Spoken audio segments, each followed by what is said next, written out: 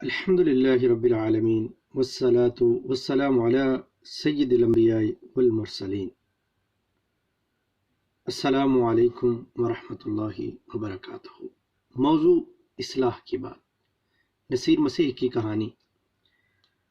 چمن زمان صاحب کی ایک تحریر ملی تو سوچا کیوں نہ معاشرے کے اس طبقے تک بات پہنچائی جائے جو لمبی تحریر پڑھنے کے شوقین نہیں ہوتے بلکہ وائس نوٹ یا ویڈیو دیکھ لیتے ہیں۔ یہ کوئی 2016 کی بات ہوگی۔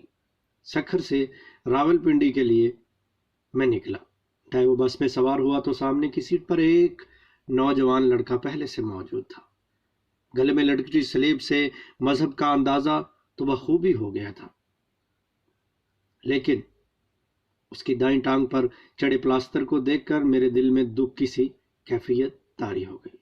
بہرحال سفر شروع ہوا۔ ڈیرکی کے پاس بس رکی تو میں نماز مغرب کے لیے اترا اور واپسی پر 2 کپ چائے لے آیا، ایک اپنے لیے اور ایک سامنے والی سیٹ پر بیٹھے عیسائی لڑکے کے لیے۔ جب میں نے چائے کا کپ اسے دینا چاہا، اس نے لینے سے انکار کر دیا۔ میں سمجھا سفر میں احتیاط کے سبب اجنبی کی دی ہوئی چیز سے بچنا چاہتا ہے۔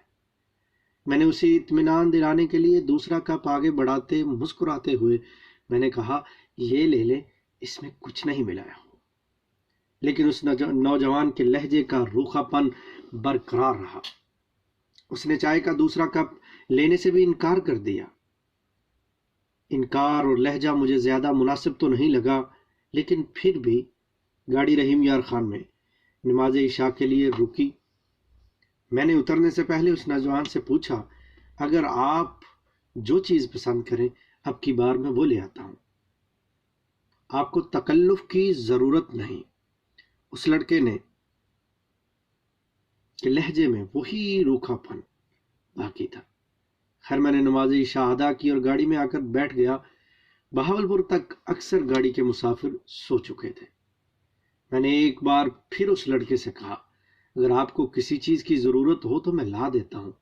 اب کی بار نوجوان بولا، آپ کو تکلیف دینا اچھا تو نہیں لگ رہا، لیکن میرا گاڑی سے اترنا چڑھنا مشکل ہے، میرے سر میں بہت درد ہے، اگر آپ ایک کپ چائے کا لا دیں تو بہت مہربانی ہوگی۔